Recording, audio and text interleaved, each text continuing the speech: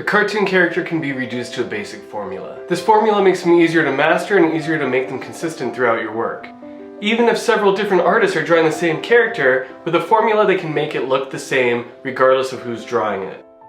Alright, so for this project we're going to draw the formula face of a dog. So I'm starting off with our basic circle shaped sphere. Here I'm putting my guidelines on for the eyes, and I'm placing this muzzle of the nose below it. It's kind of like almost like a Donald Duck duckbill shape for this dog's snout. Notice that with my eye shape, my ovals, I'm placing them on the sphere of the head in a way that shows the perspective, so they get narrower as they tilt away. I'm putting a nose shape on the front. Once again, it's kind of like a rounded upside down triangle. These ear shapes are also sort of rounded triangle shapes coming down.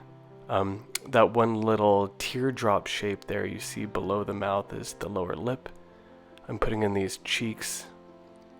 Here you see me putting the eyebrows on here as a detail. I'm refining my lines as I go, always starting with the upper left and moving down to the lower right so that there's a minimal amount of smudging by my hand. And as I go, I'm cleaning up so I can get rid of any smudges that might occur. Inside the eye, I draw the iris, the colored part of the eye, with a pupil in the middle of it. Right here, I'm drawing this line that goes down the head of the dog. He has a little stripe. I'm doing two small sort of curves coming up from the head for the hair, refining these ovals.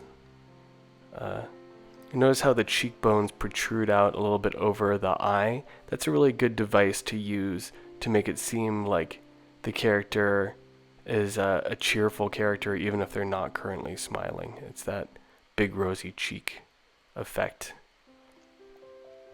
Put a little random detail line on the outside of the eye on the right there. Here I am erasing inside the muzzle, adding a little detail here, refining. I'm going to throw in a highlight on the top of that nose and give it a nice dark value. Remember, good areas of black are important for making cartoons seem solid and giving it a nice design quality. I decided to extend out part of the snout there.